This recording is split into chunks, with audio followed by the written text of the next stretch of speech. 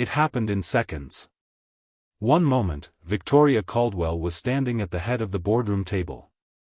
Commanding. Polished. Untouchable. The most powerful woman in that building, maybe in that entire city block. The next moment, she was falling. Not slowly. Not gracefully. Just falling. And the only person close enough to catch her was Andrew. Not her assistant. Not her head of security.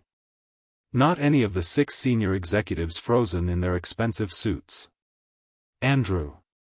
A quiet, mid-level employee who had only walked into that room to drop off a report. His arms caught her before she hit the floor. The room went completely silent. 30 people. Not one of them moved. Andrew held her carefully, his heart hammering, his eyes scanning her face, pale, still, and suddenly so fragile for someone who ran an empire. He looked up at the frozen room and said the only thing that made sense. Call an ambulance. Now. Nobody argued. And nobody in that room would forget what happened next. The hospital waiting room smelled like cold coffee and quiet anxiety. Andrew sat in a plastic chair outside Victoria's private room, still wearing his work badge. He had ridden in the ambulance without thinking. Without being asked. He had simply refused to let go until the paramedics gently told him he had to. Now he sat there, alone, wondering why he stayed. He barely knew her. Victoria Caldwell was his CEO. The woman whose name was on the building letterhead. The woman who walked through the office like the air itself rearranged around her. She gave quarterly addresses to the entire company from a podium. Andrew sat in the back row and took notes he never reviewed. They had never had a real conversation. So why was he still here? He told himself it was just the right thing to do. Anyone would have stayed. It meant nothing. But even as he thought it, something quiet and unfamiliar stirred in his chest. He pushed it away and checked his phone. 3 missed calls from his neighbor, Mrs. Gable, who watched his daughter Sophie after school. He stepped outside and called back. She's fine, Andrew. Just asking for you. You know how she gets. He did know. Sophie was 7 years old and she felt everything deeply, every absence, every delay, every moment her father wasn't where she expected him to be. She had her mother's sensitivity and Andrew's stubborn heart, and that combination made her the most exhausting and most beautiful person he had ever known. Tell her I'll be home by 8, he said. Tell her I love her. He went back inside. A nurse told him Victoria was stable. Exhaustion. Dehydration. Low blood pressure. Nothing life-threatening, at least, that was what they were saying for now. More tests were needed. Results would take time. Andrew nodded like that information belonged to him. Like he had any right to it at all. He was about to leave when one of Victoria's assistants arrived, a sharp-eyed woman named Claire who looked at Andrew the way people look at something that doesn't belong in a room. You can go, Claire said simply. We'll take it from here. Andrew nodded. Of course. That made sense. He gathered his jacket. But before he reached the door, a doctor stepped out and said Victoria was asking for the man who caught her. Claire blinked. Andrew stopped walking. He turned slowly and looked back at the door to her room. He didn't understand it. He wasn't family. He wasn't a friend. He was barely even a familiar face. But he walked back anyway. The room was dim and quiet. Victoria lay against white pillows, her sharp boardroom energy completely gone. Without the tailored blazer and the boardroom posture, she looked smaller. More human. Like someone who had been holding herself together for a very long time and had simply, finally, run out of strength. She looked at him when he entered. Her voice was low. A little rough around the edges. You stayed, she said. I did, Andrew answered. He wasn't sure what else to say. A long pause settled between them. "Why?" she asked. He thought about it honestly. "I don't know," he admitted. "It just didn't feel right to leave." Victoria looked at him for a moment longer than felt comfortable. Like she was trying to figure out what kind of person says something that's simple and actually means it. Then she looked away toward the window. "Thank you, Andrew," she said quietly. He stopped. She knew his name. He hadn't expected that. And somehow, that small detail, that one quiet detail, stayed with him the entire drive home. The office felt different after that day. Or maybe Andrew was the one who felt different. He couldn't quite tell which it was. He returned to work the following Monday to find everything running as normal. Emails. Meetings. The low hum of keyboards and the smell of recycled office air. Everything exactly as it had always been. Except that now, when Victoria walked through the main floor, Andrew noticed her in a way he hadn't before. Not because she was beautiful, though she was, undeniably. But because he had seen her fall. He had felt how human she actually was beneath all that composed, untouchable stillness. And once you have seen something like that, you cannot unsee it. He kept his distance, though. He was good at that. Keeping distance was something Andrew had mastered over the past 4 years of raising Sophie alone. You learn to build quiet walls. Not out of coldness, but out of protection. For yourself. For the people you love. For the life you have carefully rebuilt from the pieces of the one that fell apart. He focused on his work. He picked Sophie up from school.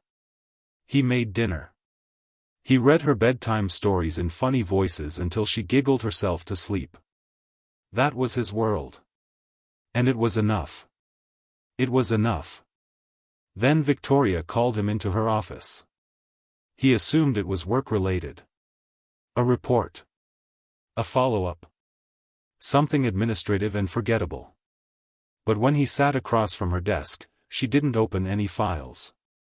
She just looked at him for a moment, with that same quiet, measuring expression he remembered from the hospital room. "How are you settling back in?" she asked. Andrew blinked. "Fine. Thank you." "Good," she said. Then a pause. "And your daughter?" "Sophie, right?" His chest tightened slightly. Not with alarm, but with surprise. "She's good. She's 7. Yeah, she's good." Victoria nodded slowly, like she was filing that information somewhere careful. "You left the hospital to call her," Victoria said. "I heard you through the door. Before you came back in." Andrew didn't know what to say to that. So he said nothing. "It was a good call," Victoria added quietly. Almost to herself. The meeting ended shortly after. Nothing was decided. Nothing was assigned. It was, by every professional measure, a completely unnecessary meeting. Andrew thought about it the whole way back to his desk. It happened again 3 days later. A question about a project timeline that could have been answered by email. But she asked him in person. In her office. With the door slightly open and afternoon light cutting across the room in long, warm lines. And then again the following week. Small things. Brief exchanges. Questions that didn't quite need asking. Andrew was not a foolish man. He noticed the pattern. But he also knew better than to name it. Naming something gives it weight. And weight was dangerous when your life was already carefully balanced on a very thin edge. He had Sophie. He had his job. He had a routine that kept them both safe and steady. He could not afford to tip the scale. But the truth, the quiet, inconvenient truth, was that he looked forward to those moments in her office. More than he wanted to admit. More than made any sense for a man who was supposed to be keeping his distance. The air between them had changed. It was no longer just professional. It was something warmer. Something heavier. something that neither of them had the courage to call by its name. If this story is already pulling at something in your chest, you are not alone. Drop a comment below and tell us, are you Team Andrew or Team Victoria? And if you haven't subscribed yet, now is a really good time. This story is only getting deeper from here. Andrew had a system. He had built it carefully over 4 years, and he protected it the way some people protect fragile, irreplaceable things. Because that is exactly what it was. Wake up at 6. Make Sophie's lunch before she came downstairs. Drop her at school by 8:15. Be at his desk by 8:45. Pick her up from Mrs. Gable's by 6. Dinner by 6:30. Bath, story, bed by 8:30. Every day. The same rhythm. The same quiet, reliable heartbeat of a life he had constructed from scratch after everything fell apart. It wasn't glamorous. But it was solid. And solid was everything when you were the only parent standing between a 7-year-old girl and an uncertain world. Then Sophie got sick. It started on a Tuesday. A fever that Mrs. Gable caught early and reported immediately. Andrew left work at 2 in the afternoon without telling anyone, just grabbed his jacket, sent a quick email, and drove to collect his daughter. Sophie was pale and glassy-eyed, curled into Mrs. Gable's old armchair with a blanket pulled to her chin. She looked so small. So unbearably small. "Daddy," she said when she saw him. Just that one word. But it landed in Andrew's chest like something that would never fully leave. He carried her to the car. He took her home. He sat beside her bed through the night, monitoring her temperature, replacing cool cloths on her forehead, watching her breathe with the focused attention of a man who understood, deeply and painfully, that some things cannot be replaced. She improved by Thursday. But Andrew had missed a critical project deadline on Wednesday. A deliverable that had been flagged. That had been noticed. He came back to the office on Friday with dark circles under his eyes and a carefully prepared explanation ready for his manager. He was prepared to apologize. To offer to work the weekend. To do whatever was necessary to hold his position together. What he was not prepared for was to break down. But that is what happened. Not publicly. Not dramatically. It was quiet and private and happened in the stairwell between the 3rd and 4th floor at 7:40 in the morning, before most people had arrived. He sat on the cold concrete step with his elbows on his knees and his face in his hands, and he let himself feel, just for a moment, the crushing weight of doing everything alone. The missed deadline. The sleepless nights. The constant, gnawing fear that he was never quite enough, not enough of an employee, not enough of a father, never enough of both at the same time. He didn't hear the door open. He didn't hear footsteps. He only knew someone was there when the silence changed quality around him. He looked up. Victoria stood 3 steps above him. She had clearly arrived early, as she apparently always did. She was still holding her coffee. She was looking at him with an expression he had never seen on her face in any boardroom, any meeting, any professional setting. She looked like someone who understood something without needing it explained. She didn't say anything immediately. She simply sat down on the step beside him. Not above him. Beside him. In her tailored coat and her CEO composure, she sat on a cold concrete stairwell step and said nothing for a long, quiet moment. Then, softly. "How is she?" Andrew exhaled slowly. "Better," he said. "She's better now." "Good," Victoria said simply. And they sat there together in the early morning quiet. No performance. No pretending.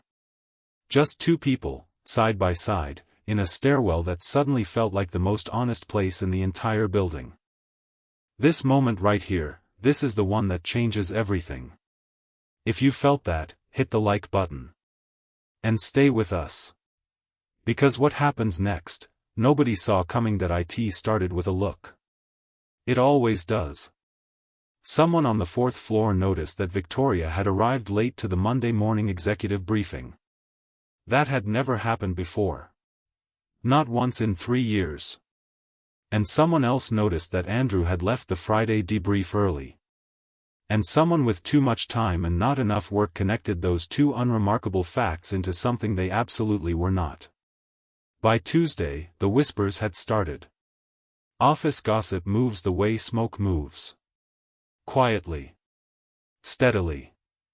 Slipping under doors and through vents until it fills every room without anyone seeing exactly how it got there. By Wednesday, half the floor believed Victoria was playing favorites. That Andrew's missed deadline had been quietly buried because of some kind of special arrangement. That his stairwell conversation with the CEO had been witnessed, and wildly misinterpreted, by someone who caught only the tail end of it and filled the rest in with their own imagination. People said things in low voices over lunch. They said things in bathrooms and elevator lobbies and the corners of meeting rooms after the main conversation had ended. Andrew heard fragments. A sudden pause when he entered a room. A look exchanged between two colleagues that lasted half a second too long. The particular silence of people who have just stopped talking about you. He knew that silence well. He had heard it 4 years ago, when his marriage ended and his world reorganized itself around a small girl and a broken plan. He knew exactly what it meant and exactly how much damage it could do. Victoria heard it too. She heard it differently, of course. Things filtered up to the CEO through careful, diplomatic language. Her assistant Claire mentioned some chatter on the floor. Her head of HR sent a carefully worded email about maintaining visible professional boundaries. Victoria read that email 3 times. Then she closed her laptop and sat very still for a long moment. She had worked for 15 years to build what she had. 15 years of early mornings and late nights and decisions that cost her relationships, sleep, and more than she ever spoke about publicly. She had fought for every floor of that building with a focus that left no room for carelessness. She was not careless. She knew that. But she also knew that perception in a workplace was its own kind of truth. And right now, the perception was damaging, not just to her, but to Andrew. To a man who had done nothing wrong. Who had caught her when she fell. Who had sat beside her in a hospital room when he had no obligation to. Who had cried quietly in a stairwell because he loved his daughter that completely. And now his name was being used carelessly by people who knew nothing about him. That made something tighten in her chest. Something that felt very close to anger. She called a meeting with HR. She addressed the deadline formally and on record. She made it clear that Andrew's brief absence had been communicated, that his performance history was strong, and that the matter was closed. Professional. Clean. Correct. But when she returned to her office afterward and stood at her window looking down at the city, she felt the full weight of what she had not said in that meeting. She had not said that the stairwell had meant something. She had not said that sitting beside him in that quiet, unguarded moment had felt more real than anything that had happened in her life in a very long time. She had protected his position. But she had said nothing about her heart. And the gap between those two things was growing wider by the day. She protected him professionally, but what about everything she couldn't put in a report? Tell us in the comments what you think Victoria should do next. And if someone needs to hear a story like this today, share it with them. You might not know how much it matters. The room held its breath. At least, that is what it felt like. Andrew stood very still on his side of that office. Victoria sat very still on hers. And between them was the weight of everything she had just said, words that could not be unsaid, a truth that could not be untold. Tell me, Andrew said quietly. Not as a demand. As an invitation. So she did. Victoria had been diagnosed 8 months ago. A heart condition. Manageable, the doctors were careful to use that word, but serious enough to require medication, monitoring, and a reduction in stress that was, given her life, almost laughable in its impossibility. She had told no one. Not her board. Not Claire. Not the handful of people in her life who called themselves her friends but were really just witnesses to her success. She had carried it alone because that was what she did. That was what she had always done. From the time she was a young woman building something from nothing, she had learned that showing vulnerability was showing weakness, and weakness was something the world did not forgive easily in women who stood where she stood. So she managed it. She monitored it. She adjusted her schedule quietly and told no one why. And then one morning, in a boardroom full of people who depended on her strength, her body simply stopped cooperating. Andrew listened to all of it without interrupting. He stood with his hands still at his sides and his eyes on her face, and he gave her something that very few people had ever given Victoria Caldwell in a moment of vulnerability. He gave her complete, unhurried attention. No advice. No alarm. No immediate pivot to solutions and action plans. Just presence. When she finished, the silence was different from before. Softer.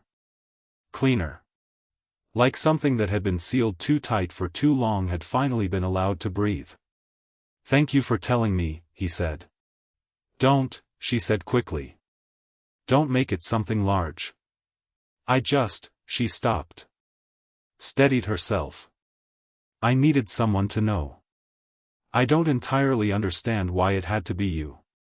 Andrew looked at her for a long moment. "I think you do," he said gently. She looked away toward the window. Her jaw tightened slightly. The composed, controlled woman was still there, but beside her now, visible and real, was the one who was tired. The one who had been strong for so long that she had forgotten what it felt like to let someone else carry even the smallest piece of the weight. Andrew made his decision quietly and without drama. The following Monday, he submitted a formal proposal to HR, a restructured wellness initiative for executive staff, framed around workload balance and health monitoring. Professional. Documented. Completely above board. He had spent the entire weekend writing it. He told no one it was for her. He also left a small paper bag on Claire's desk addressed to Victoria. Inside was a thermos of the same herbal tea Mrs. Gable made for Sophie when she wasn't well, and a note that said only, "You don't have to hold all of it alone anymore." No signature. But she knew. Victoria read that note 3 times. Then she did something that no boardroom, no quarterly report, no professional milestone had ever made her do. She closed her office door. And she let herself cry. Not from sadness. From relief. From the overwhelming, unfamiliar feeling of being seen, truly seen, by someone who wanted absolutely nothing from her except to make sure she was all right. Weeks passed. Things shifted, slowly, honestly, in the way real things shift. Andrew didn't ask for more than she could give. Victoria didn't offer more than she was ready to. But the distance between them, that careful, professional, self-protective distance, quietly disappeared. Sophie met her by accident one Saturday at a coffee shop near the office.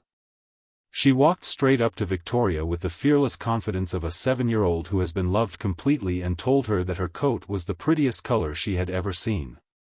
Victoria laughed. A real one. Unguarded and warm. Andrew watched it happen from 2 steps away and felt something settle in his chest so gently it almost didn't feel like anything at all. But it was everything. It wasn't a grand gesture that changed things between them. It was a thermos of tea. A handwritten note. A man who sat on a cold stairwell step and a woman who sat down beside him. A little girl who walked up to a stranger and saw only someone worth talking to. It was small. It was quiet. It was exactly the kind of love that lasts. And that, right there, is the kind of story that reminds you what really matters. If this moved you even a little, please like this video and share it with someone who needs to be reminded that being seen is everything. Subscribe for more stories that go straight to the heart. And tell us in the comments, what was the moment that got you? We read every single one.